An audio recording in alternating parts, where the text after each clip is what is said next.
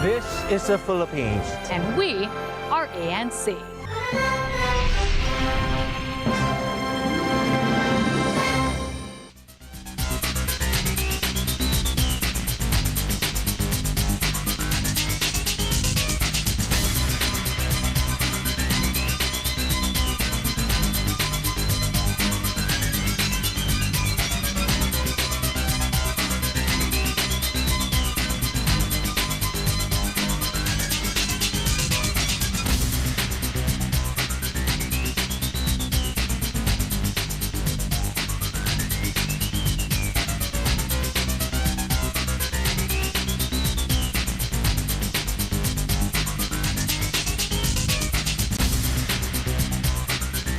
Another big-time rollback in the prices of diesel and kerosene expected next week. President Marcos welcomes other state leaders in Cebu as the ASEAN Leaders Summit kicks off. And a new people's initiative is launched to press lawmakers to pass a genuine anti-dynasty law. We'll discuss this with a spokesperson of Dapat Isa Lang movement, Attorney Carlo Africa. Hi, I'm Carmina Constantino. Dateline Philippines begins right now. Thanks for joining us. For those of you watching us on YouTube and on Facebook, glad you could join us today. Topping the midday news, fuel prices here at home mostly lower this week. Estimates from the four-day trade at the world market this week show diesel may go down by 9 pesos and kerosene by 12 pesos per liter come Tuesday. Gasoline, however, could go up by as much as a peso and 70 centavos also per liter. The Energy Department says while global prices remain elevated, they're now normalizing on continued hopes for a resolution to the Middle East war. The situation overseas, though, remains fragile, with the cost of world oil up this Friday on renewed tensions between the U.S. and Iran. Ang sigurado tayo, ang diesel ho, mataas ho ang binaba, nasa almost $16 per barrel sa 4 na araw. Ang kerosene nasa $20 per barrel, pero ang gasolina umingkrease ng $2 per barrel. So magalaw ho talaga yan. Ang ibig lang ho sabihin nito, may pressure doon masyado sa gasolina. Ang siguro sa supply demand, baka mas marami ang bumibili, gumagamit ng gasolina. Dito naman sa diesel, may kataasan kasi ito before. So talagang bumabalik na ho siya sa normal niyang, yung market base talaga na price. Opo. Hindi yun dahil sa speculation. And here's the latest on the war in the Middle East. The U.S. and Iran exchange fire in the most serious test yet of their month-long ceasefire. But Iran said the situation returned to normal, while the U.S. said it did not want to escalate and the ceasefire remains in place. Iran's military said the U.S. targeted 2 ships entering the Strait of Hormuz and carried out strikes on Iranian territory. The U.S. military, on the other hand, insisted it fired in response to Iranian attacks. The renewed hostilities broke out as Washington was awaiting Iran's response to a proposal that would end the war. The talks are going very well, but they have to understand if it doesn't get signed, they're going to have a lot of pain. They're going to have a lot of pain. They want to sign it, I will tell you. They want to sign it a lot more than I do. Well, back here at home, a Fitch Solutions unit slashing its growth forecast for the Philippines this year after Thursday's weak GDP print. BMI expects annual growth to slow from its previous estimate of 4.7% to just 4.2%. It says the weak first quarter growth of just 2.8% adds to the mounting spillover effects from the U.S.-Iran war. The Fitch unit's outlook is near the flat 4% expansion rate last year, the country's worst showing in years after a massive graft scandal weighed on investments and consumption. As the strife intensifies pressure on consumer prices, BMI raised its inflation forecast from 4.3% to 5.6%, warning consumption will stay muted in the next quarters. The central bank, as a result, could further hike borrowing costs in June, potentially by 50 basis points to bring its key rate to 5%. The only silver lining, the expected recovery in public spending by the latter half of the year as the corruption probe winds down. President Ferdinand Marcos Jr. welcomes state leaders in Cebu as the ASEAN Leaders Summit kicks off amid pressing regional issues and a global energy crisis. Our very own Jervis Manahan now joins us live with an update. Jervis, over to you. Yes, Carmina, leaders of the 11 member states have convened at the Mactan Expo this morning for the 48th Leaders Summit of ASEAN 2026.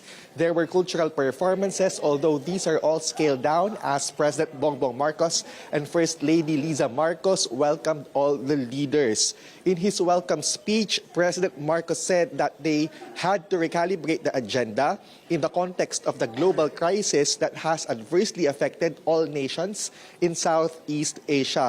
He explained the importance of Cebu as the host of this year's summit, since it is a growing hub for business and it is also important in the context of ASEAN history.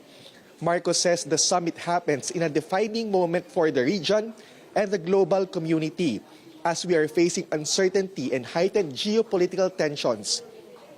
Aside from the ongoing war in the Middle East, there are also several challenges within the region. This includes the political crisis in Myanmar, with the military taking over their government. And then there is the border dispute in Thailand and Cambodia, which has claimed hundreds of lives and displaced thousands of civilians. And of course, we have the issue of the South China Sea. Last night, the president called for a trilateral meeting with Cambodia and Thailand to provide a space for dialogue on the border issues. We are also expecting a briefing on Myanmar situation and discussions on the Code of Conduct in the West Philippine Sea or the South China Sea. But the highlight we are expecting is a joint statement on the Middle East crisis, which will call for measures on better crisis response, especially to external shocks. We are expecting that the leaders will have a call for the expeditious ratification of the ASEAN Framework Agreement on Petroleum Security, or APSA, a regional energy sharing mechanism which is designed to help ASEAN members in responding to disruptions on fuel supply. ASEAN has expressed serious concern over the escalation of conflict due to the preemptive attacks initiated by Israel and the United States against the Islamic Republic of Iran on February 28, 2026, and the subsequent retaliatory attacks by Iran against several countries in the region. These developments have disrupted maritime and air transport routes, heightened risks to merchant and non-combatant vessels and aircraft, and affected the flow of energy and essential goods. Against this backdrop, we come together guided by ASEAN's long-standing commitment to peace and the collective positions expressed by each ASEAN member state. The immediate cessation of hostilities, the peaceful settlement of disputes, the protection of civilians and civilian infrastructure, and the restoration of safe, unimpeded, and continuous transit passage in the Strait of Hormuz. Carmina, for today, President Marcos will have a bilateral meeting with the leader of Lao PDR, and there will also be a gala dinner to be hosted by the first couple later this evening before the leaders depart to go back to their home countries. Carmina. Thanks a lot, Jervis Manahan there, joining us live. Back here in the newsroom, countries in Southeast Asia must consolidate efforts to soften the impact of the war in the Middle East. That's according to geopolitical analyst Don McLean-Gill. Now, this is what he's saying. He says it is crucial for the bloc to ratify the ASEAN Petroleum Security Agreement, which would serve as a regional safety net to protect member states against major oil supply disruptions. From ASEAN's point of view, the problems are actually multifold, right? So no one really has the capacity to significantly influence the trajectory of conflict in that part of the world. And of course, this puts the region and the regional countries in a very reactive position. And add the fact that most Southeast Asian countries are net energy importers. So rather than trying to change the geopolitical dynamics of the conflict, ASEAN countries are in a better position to consolidate joint efforts to soften the blow. Pooling and sharing energy resources are vital in the face of not just geopolitical uncertainty, but more importantly, supply chain volatility. So during crisis, right, the surrounding supply of non-renewable energy has taken the spotlight. So more practically, the focus should be on renewable energy, but the transition is going to be very difficult. So there is a need to double down on the ASEAN Plan of Action for energy cooperation, which talks about a 30% share of renewable energy in total primary energy supply. McLean Gill also highlighting the importance of maritime security amid the global oil crisis. The maritime space of Southeast Asia is a lifeline for all Southeast Asian states, regardless of whether you're a mainland Southeast Asian country or a maritime Southeast Asian country. Now, there's always been this connotation that issues of maritime security are largely or heavily skewed to the interests of maritime Southeast Asian countries like the Philippines, Indonesia, Singapore. But that is not the case. All the regional countries depend on the maritime domain, particularly because of the vital sea lines of communication, the undersea cables, and of course that the space acts as the direct transit to vital energy resources that would fuel the growth of these countries. The fact that everyone has been scrambling over the Strait of Hormuz shows how key bottlenecks, key maritime choke points would eventually make or break the outcomes as far as energy security is concerned. In other news, a House lawmaker reveals over 200 of his colleagues are backing the impeachment of Vice President Sara Duterte. Vivian Gulia reports.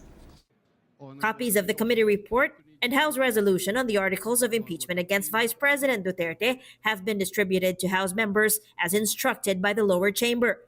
57 members and ex-officio members of the House Committee on Justice signed the report, which finds probable cause to impeach Duterte for alleged culpable violation of the Constitution, betrayal of public trust, bribery, graft and corruption, and other high crimes. It praised that after trial, the Senate sitting as an impeachment court would declare Duterte guilty of the said articles, remove her from office, perpetually disqualify her from holding any government office, and declare her liable to prosecution, trial, and punishment according to law.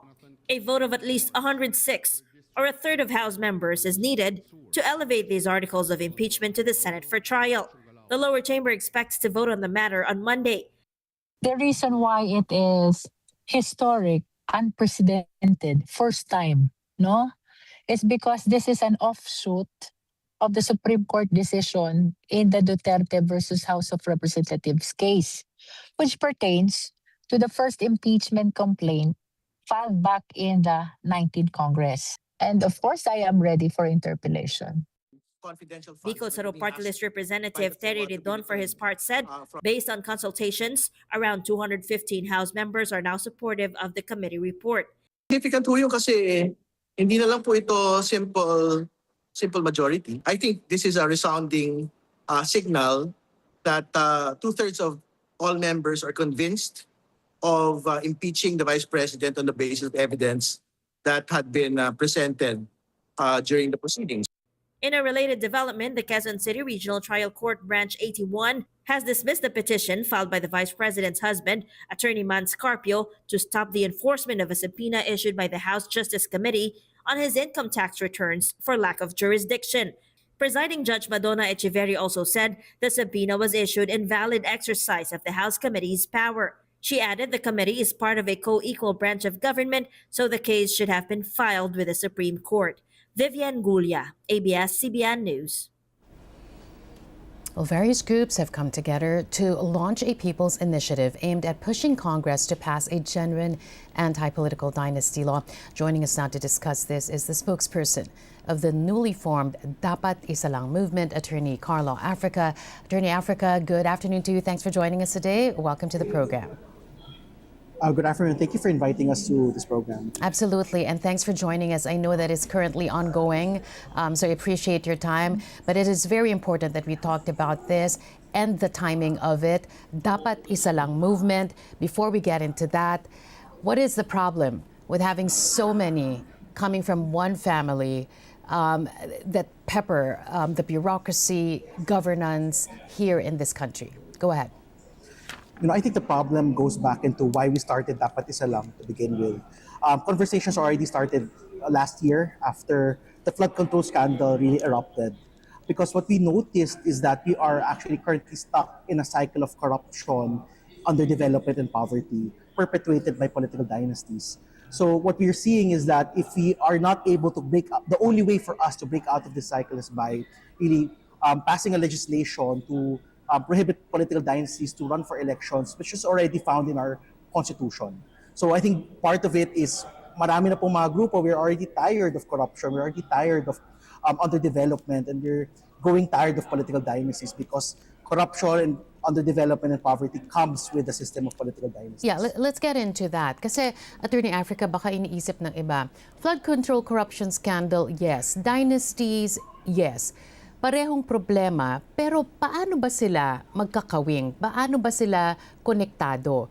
Kasi hindi naiisip ng karamihan, Attorney Africa, na kawing-kawing itong mga problema. Ano ba ang kinalaman ng pagkakaroon ng dinestiya dito sa bansa sa pagkakaroon ng ganitong klaseng kalaking corruption scandal? Go ahead po. All of the problems that we've seen when it comes to corruption scandals, they all stem from Congress. Because Congress actually holds the budget. So our Senate and our House of Representatives, sila po yung nagde-decide kung ano po yung budget, saan po napupunta yung budget natin. As of right now, if you look at the composition of the Senate and Congress, 75% ng ating senator and 87% ng ating mga legislative districts are already held by political dynasties. So it's the political dynasties who actually get to decide where the money goes to. And what we've seen over the past few decades is that usually the money goes back to them. Kaya for us, nagiging malinaw na tumataas po yung corruption natin because tumataas rin po yung bilang ng mga political dynasties at our Congress. So it's senators but also our Congress people. So for us, malinaw na sila po yung root ng flood control scandals natin because sila na nag-decide kung saan napapunta yung pera natin. And they trap all of us in this cycle of corruption na affected bawat Pilipino dito. Yung trillions of pesos that could have gone to projects that could literally have saved lives of people, napunta po sa bulsa ng ating mga Congress people, napunta po sa bulsa ng ating ibang senators. So the concentration of power between and among a few eroded the check and balance that should have been there. Kasi kung hindi naman sila magkakasabwat, dala na rin ng kanilang koneksyon bilang magkakamag-anak, di sana merong lumaban. Di sana merong umayaw sa kung ano man ang gawain nila. Attorney Africa. Exactly. I think there are studies on this. There was a study that shows that in an area that you have a greater concentration of political families, impunity actually rises because bumababa po yung accountability o mga kasong na-file ng ombudsman. Kasi nakita po ng study na to is that ombudsman actually relies on testimonial evidence. So if you have a group of people controlling power at the local levels, wala pong umaharap na walang nagka-come forward to provide enough evidence to really hold people accountable. And sinasabi nga namin, we haven't had a prominent political figure actually behind bars, fully accountable, fully convicted amidst all of these corruption scandals. To the eyes of our justice system, wala tayong corrupt na mga officials right now, despite the trillions and billions already lost. Nakikita natin every election cycle, every congressional cycle. I understand that want, that dream to change the narrative. Na sana hindi ganito yung pinag-uusapan natin, di ba? Sana mas malalaking issue pa ang pwede nating pag-usapan towards the trajectory of this nation. But that's the dream. That's the narrative that you guys want. Reality is different. Pag pumunta ka halimbawa sa isang probinsya, Attorney Africa, sasabihin nila, yan na yung ugali ang pangalan. Sila ang nandyan. Kapag namamatayan kami, pag kailangan namin ng ayuda, siya, ang tatay niya, yung nanay niya nung isang taon, tumulong din sa amin. How do you then combat that reality for a lot of our countrymen, Attorney? It's also been very surprising, and we're actually very hopeful when we actually go out and talk to people about it. When we talk to people about what we're trying to do, malinaw for people the issues of corruption connected to political dynasties. A lot of their questions actually stem from ano po yung People's Initiative. Kasi a lot of people are not aware that we are actually able to pass a law na hindi natin kailangan dumaan sa Kongreso, hindi natin kailangan dumaan sa Presidente. So I think at the local level, people understand that dynasties are part of the problem. And we see this as well in our survey. So I think nagkaroon tayo ng Pulse Asia survey late last year. 52% of Filipinos already feel that we need to pass an anti-dynasty law. Late February this year, tumaas po siya from 52%, 64% na po ng tao gusto makapasa, gusto tayo magkaroon ng isang anti-political dynasty law. So I think people are growing, no? The awareness of people are growing. Nanintindihan na nila na if we want to get better, if we want to develop, hindi na lang tayo hindi lang tayo magre-rely on political dynasties. We need to pass this piece of legislation forward. But then again, there's another part of the reality, which is, okay, you have the president saying it was part of that list, remember, late last year, the list of, bills that he deemed important but not urgent enough to certify it as urgent. And then you have the House Speaker saying, yes, he believes in that too. Pero ni Anino wala tayong nakita. 'Di ba? Hindi natin nakitang gumalaw itong isyong ito. So now you're saying, forget about that. There's another way to go about it. How do you now intend to get the people to back this initiative?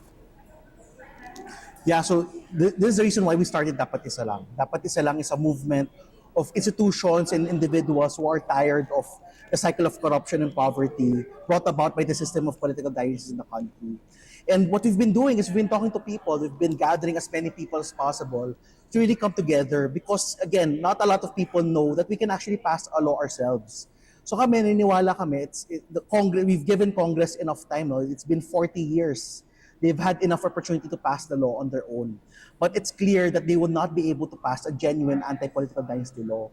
So when we talk to people about this, people understand that we have a big issue when it comes to political dynasties. But now that people also know that you can actually pass a law with a single signature, nababuhayan po yung taong bayan natin. Because napakadali, no? If we gather all of the signatures, all you have to do is really just sign a petition. If we sign and we gather enough people to sign this petition, we will be able to pass this law without needing to rely on Congress or even the President for that matter. How is it going to look like, this law that you want to pass? Because as it is, and I'm sure you're well aware that there are different permutations, di ba?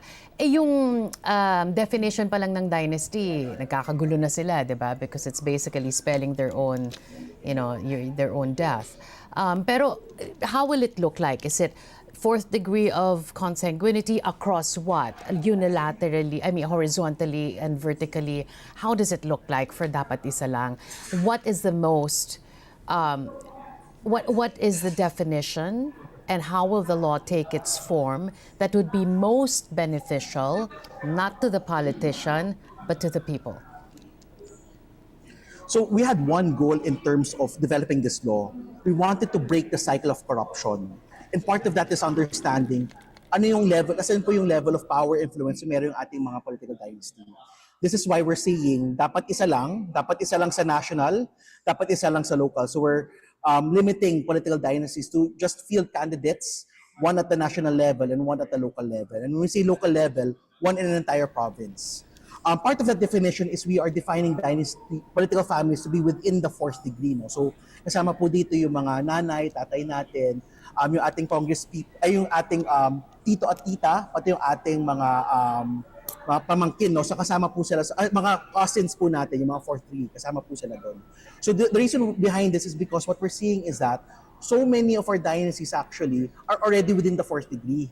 So the versions that we have right now at the House and at the Senate, nasa 2 degrees lang po. Yung understanding namin, that's 30% of the current dynasties that we have right now. If we take out, if we're saying di na po pwede within 2 degrees tumakbo, sino po papalit sa 2 degrees na yon? Papalit po yung mga tito, tita, papalit po yung mga pinsan po natin. So that's 3rd and 4th degree. So for us, the way for us to actually end the cycle of corruption is we need to eradicate the entire system of political dynasties. That's why we've defined political dynasties to be within the 4th degree while still allowing certain political dynasties to field, no, one at the national and one at the local level. How's this gonna go? So you've launched it today. How will it look like moving forward? Sabi niyo po, nasa kamay ng taong bayan. Ang pagpasa ng batas, nasa kapangyarihan pala natin yan. Maraming hindi nakakaalam. So ngayon na sinabi nyo na pwedeng maipasa ng taong bayan mismo ang isang anti-political dynasty law, paano to uusad? Give us a blueprint of how things are going to move forward from the launch today. So the goal is for us to collect signatures. We need 10% of nationally registered voters and 3% from every legislative district. No? So part of our goal is really talking to multiple organizations and groups to help us with this. And recently we released a manifesto, and we were able to get over 30 organizations, including po yung ating schools, churches, and members of the business sector, along with multiple individuals. So I think we had over 100 individuals signed the manifesto. Because yung panawagan po namin sa kanila, let's all gather signatures. So for schools, churches, and business institutions, we'll be asking them to set up signature collection sites. So part of our goal, no, is asking them na papuntahin natin yung taong bayan natin sa mga eskwelahan, sa mga simbahan, even certain business institutions, so that they can actually give their signatures there. At the same time, we will be releasing our own signature collection kit. So individuals will be able to collect signatures on their own across the Philippines. So that's what we're doing right now. You can follow us on our socials. You can look at Dapat Isa Lang. Nandun po yung aming announcements on where you can sign via schools, churches, and business institutions. Or if you want to create your own chapter, collect signatures in your own area, we'll be releasing the kit there. Pero Attorney Africa, dadaan pa rin po yan sa Kongreso, hindi po ba? So, maganda po sa People's Initiative, hindi na po natin kailangan ng Kongreso, hindi na rin po natin kailangan yung signature ng ating presidente. Ang mangyayari po dito, once ma-collect po natin yung 10% at 3%, we will submit this to COMELEC via a petition, and COMELEC will verify if we had reached the required signature thresholds. Again, 10% at the national level, 3% from every legislative district.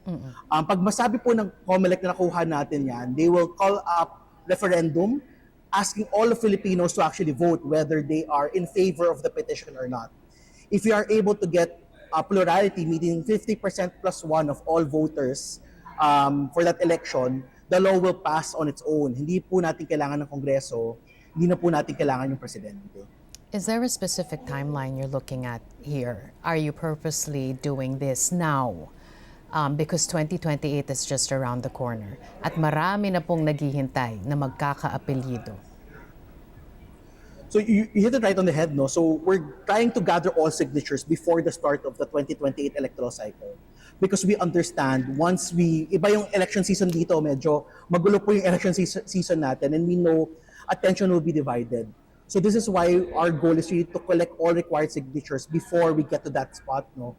And actually, we're looking at even the end of the year, gusto sana namin makuha na natin lahat ng signatures na kailangan natin to be able so that we're ready to submit it to COMELEC so they can start the verification process. All right, we're going to have to leave it at that. Attorney Carlo Africa there, the spokesperson of the newly launched People's Initiative campaign, Dapat Isa Lang. Maraming salamat po. Maraming salamat po.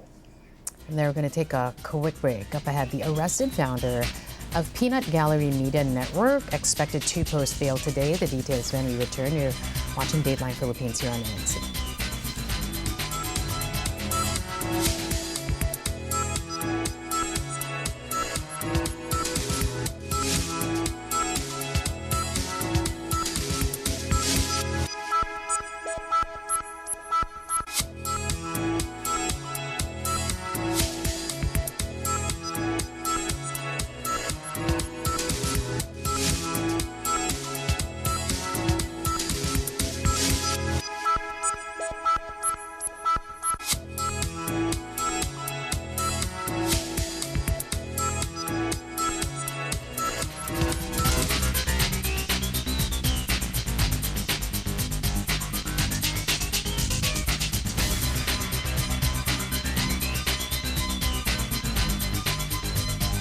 Your 24/7 news channel is now within reach.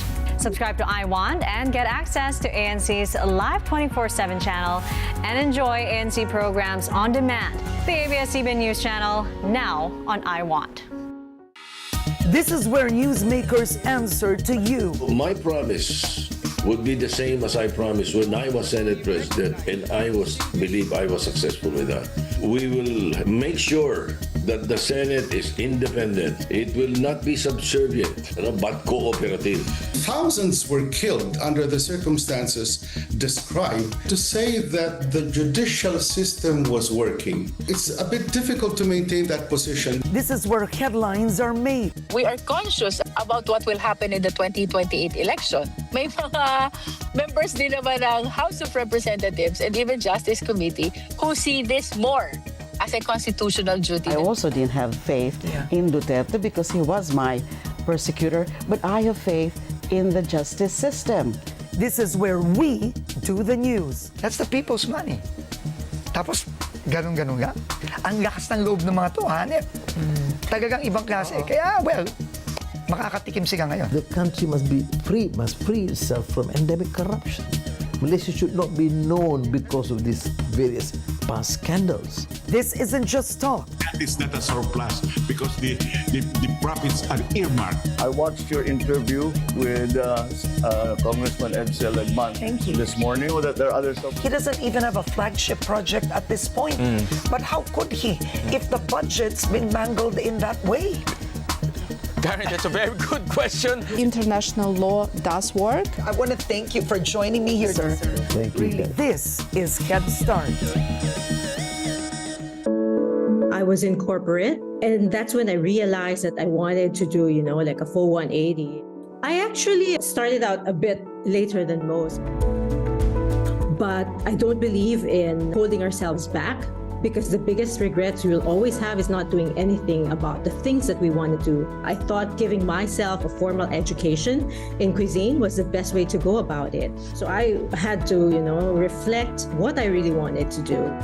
To reach out to people and inspire, especially young chefs, to not hold themselves back in terms of their ambitions and to push the boundaries when it comes to cuisine.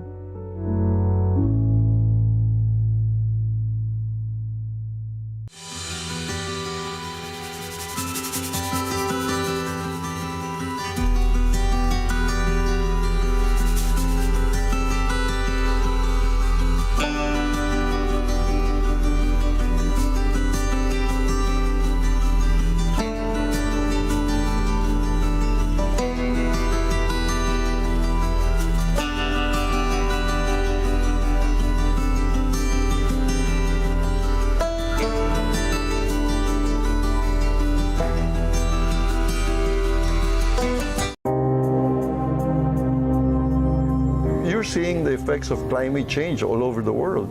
The building industry accounts for up to 40% of gas emissions in the world. It is something that we all have to address. It starts out when we develop the plans. We have to make sure that the plans consider various elements like, for instance, positioning of the buildings, being the kind of materials we use, etc. It goes into how do we dispose of our waste, how do we dispose of the water that is generated during the time of construction. And it goes into the way we manage the building. So it's really a total package of steps that we all have to take. In the hospitality sector, more and more corporations are asking or requiring their partner hotels to come up with sustainability initiative because they want to be part of this holistic program. Because at the end, everyone has to do their part in reducing the carbon emissions, and there's really a pressing need already to go green. That's also doing your part as a responsible citizen. It has to be a collaborative effort to make an impact. And I hope, a lot of companies will follow suit. Whether it's in the hospitality industry or the construction industry, we have to do it now. It addresses a major concern that we all have. Being green doesn't change the high quality standards when you build a building or the aesthetics of a building.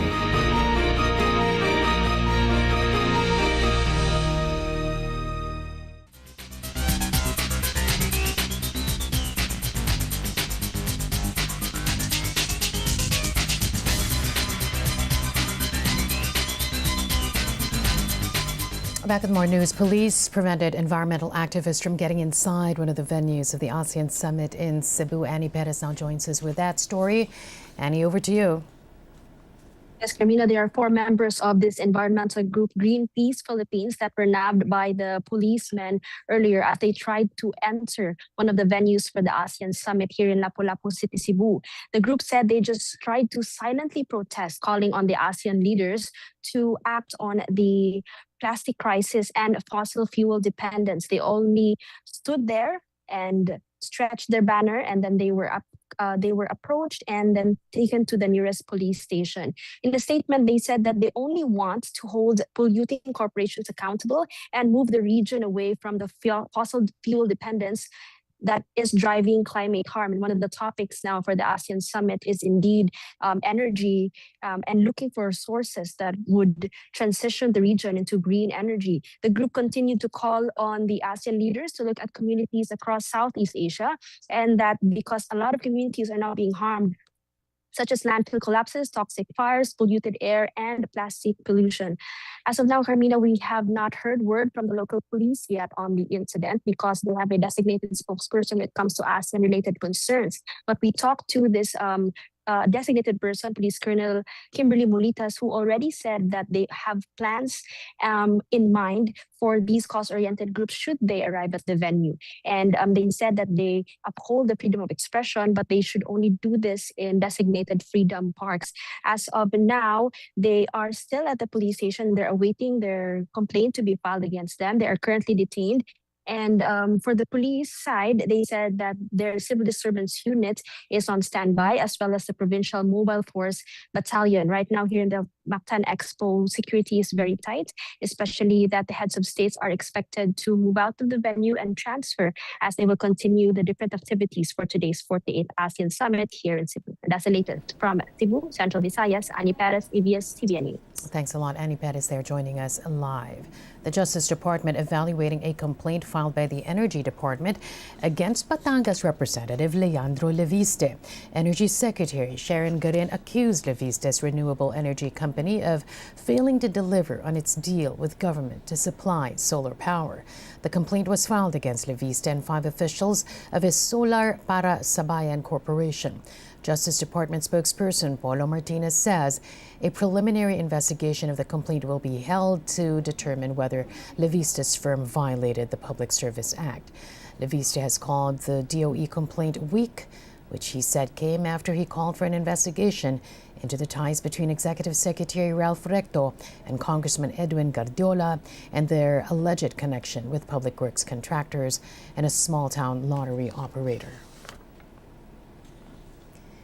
The arrested founder of digital media startup Peanut Gallery Media Network and his co-accused will likely post bail today. That's according to their legal counsel, attorney Bernice Rodriguez.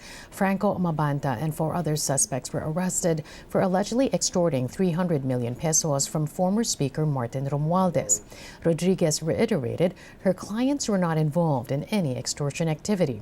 She added her team has not received any subpoena from the National Bureau of Investigation regarding CJ Hero, one of the hosts of PGMN.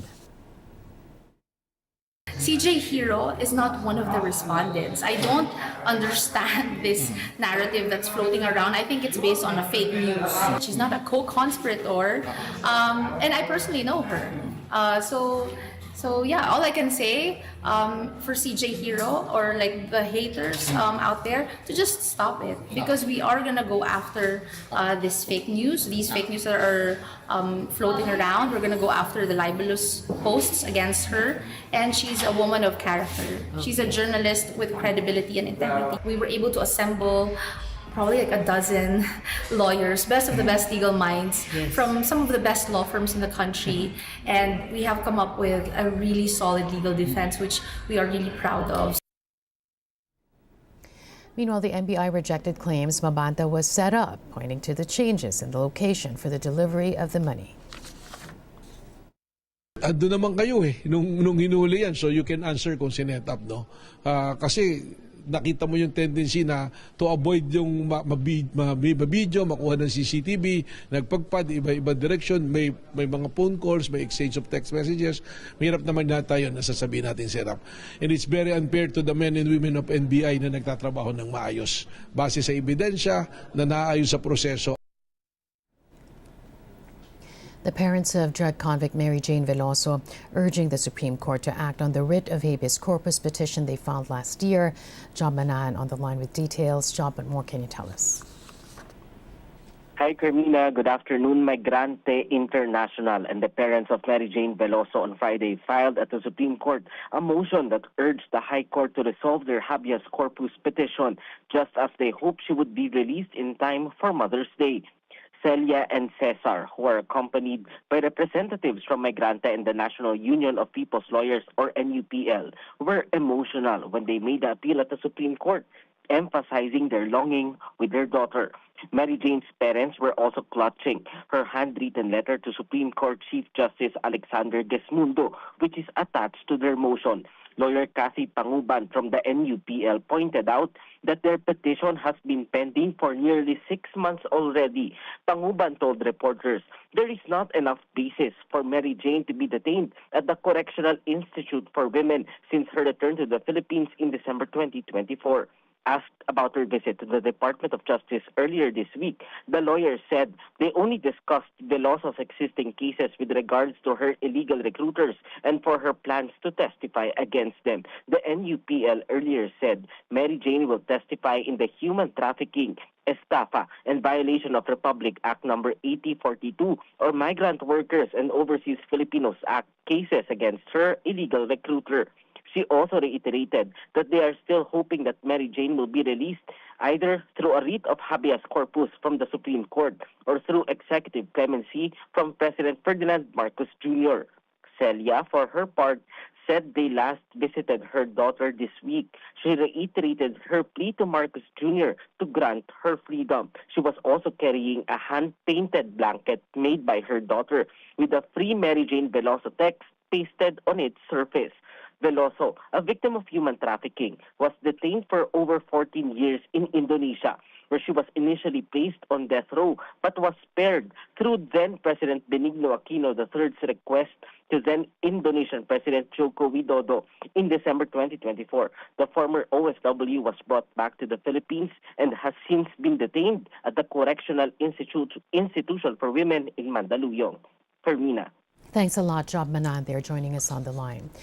Back here in the newsroom, several Filipino seafarers detained by the U.S. Customs and Border Protection have been brought back to the Philippines.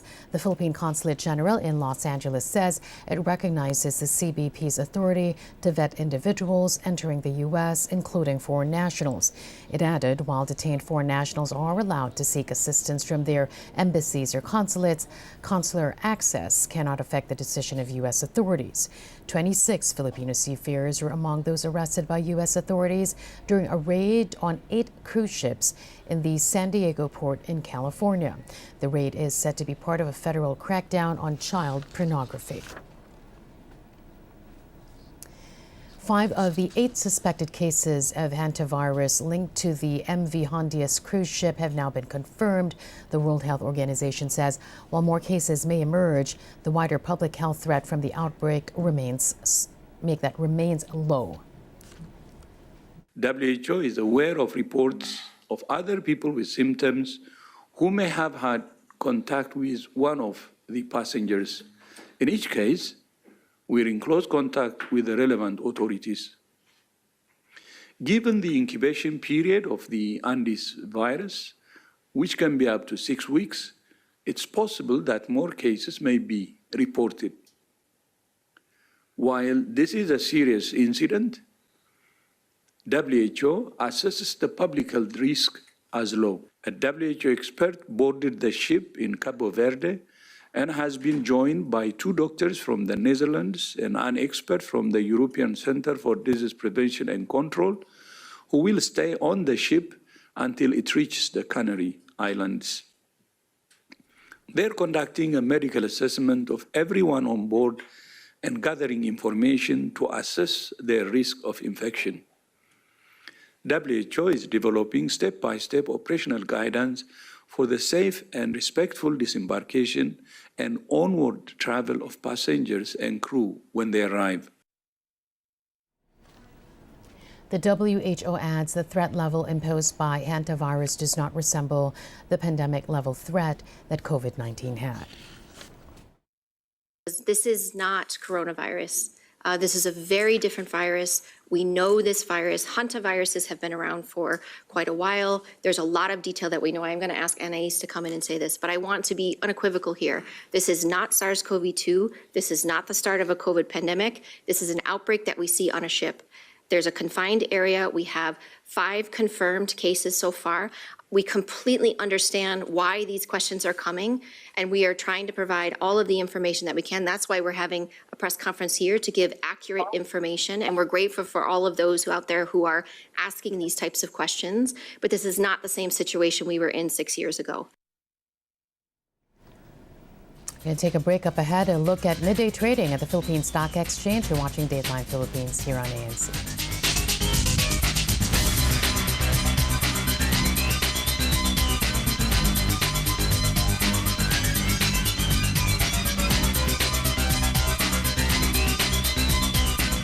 In a fast-paced world where business drives the economy, staying informed is crucial. We'll give you a rundown of the day's most significant business headlines with a snapshot of market performance, sector trends, and notable developments that could impact market sentiment. Unlock the secrets to success as we showcase the strategies, innovations, and stories behind industries and enterprises, so you're always in the know about how the financial world is shaping up. Gain advantage with our Inside Track access, so you have the right information to help you strategize your business decisions. The most important business and economic news delivered to you every night on the Business Outlook. Get your business news fix on ANC, the ABS-CBN News Channel.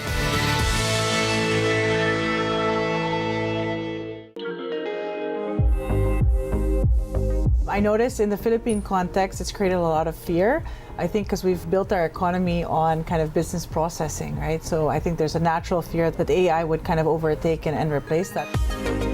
I think, governance is important to kind of maintain a balance as to how to manage and leverage AI. For us at the bank, we see that it's going to be a massive game changer for our operations, our efficiency, and also for the customer experience. Digital has been a way to do that in a greater scale. So we spent quite a bit of time thinking through the ideal kind of customer journey, customer experience to offer efficiency, ease, and allowing the bank to come to them and for them to be able to bank and transact at the time that works for them. We're a very adaptable culture, and I think that will mean that we will embrace it and make sure that we use it to kind of leap forward in the economy and in the world.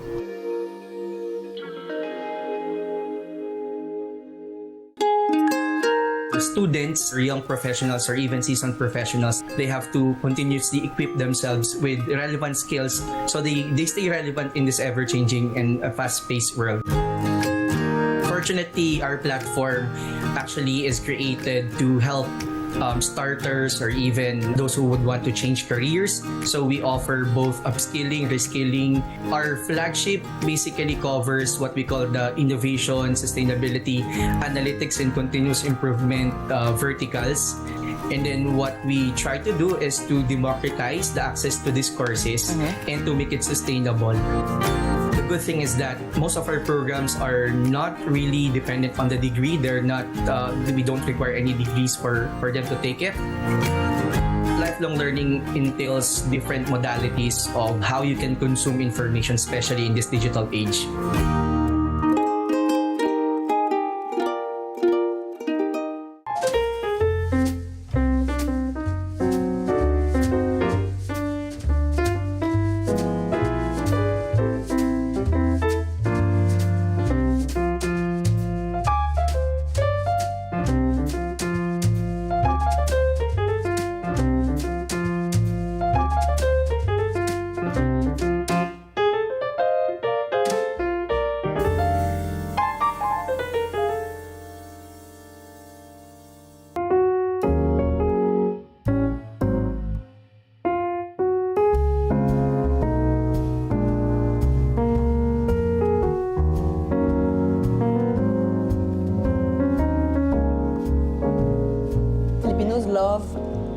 dessert, pastries, and sugars. That makes for us a perfect field to develop.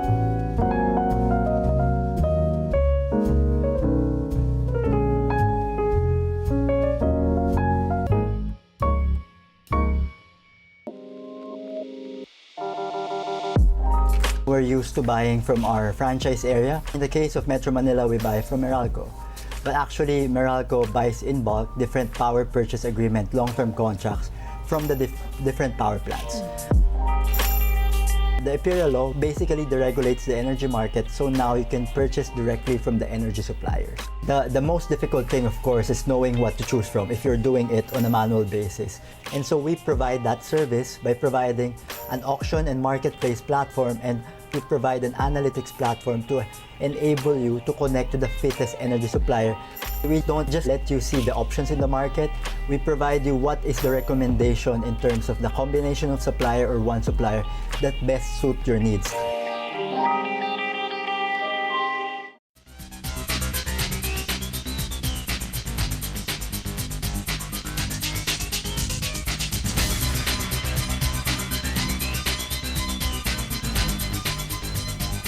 Back with an update on the weather with Pag-asa forecaster Dan Villamil. Dan?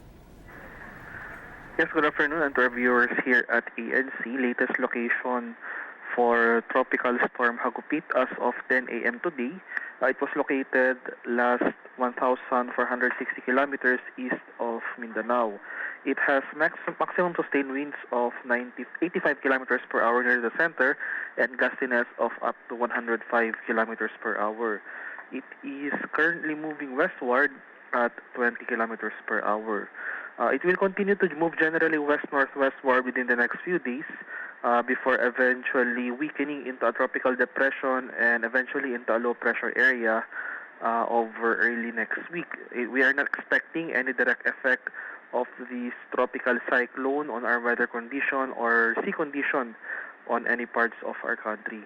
For today, due to the effect of the easterlies, we are still expecting chances of scattered rains and thunderstorms over most of Mindanao and portions of Siquijor and Palawan. So over these areas, we will expect moderate to at times heavy rains. For Metro Manila and the rest of the country, generally fair weather is expected with chances of isolated rain showers or localized thunderstorms. And that will be all for the weather report for today. Dan Villamil reporting. Thanks a lot, Dan Villamil there joining us on the line. Finally, a check on the local currency. The Philippine peso stays at the 60 level against the U.S. dollar. It opened today's trade at 60.65, showing some resiliency despite the greenback firming up as U.S.-Iran hostilities flare. The stock market, meanwhile, trades in the red. The PSE's main index down 0.1% at the noontime break, though the broader all-shares index is in the green.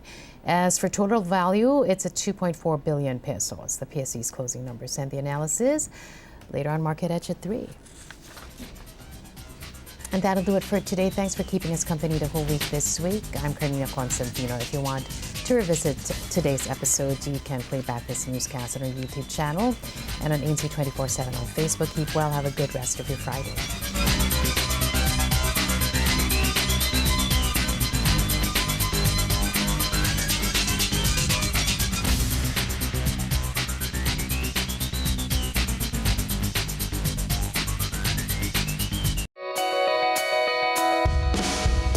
Collected in the Philippines alone over 1 billion bottles worth of material. Internationally, over 40,000 collectors and over 5 billion bottles collected.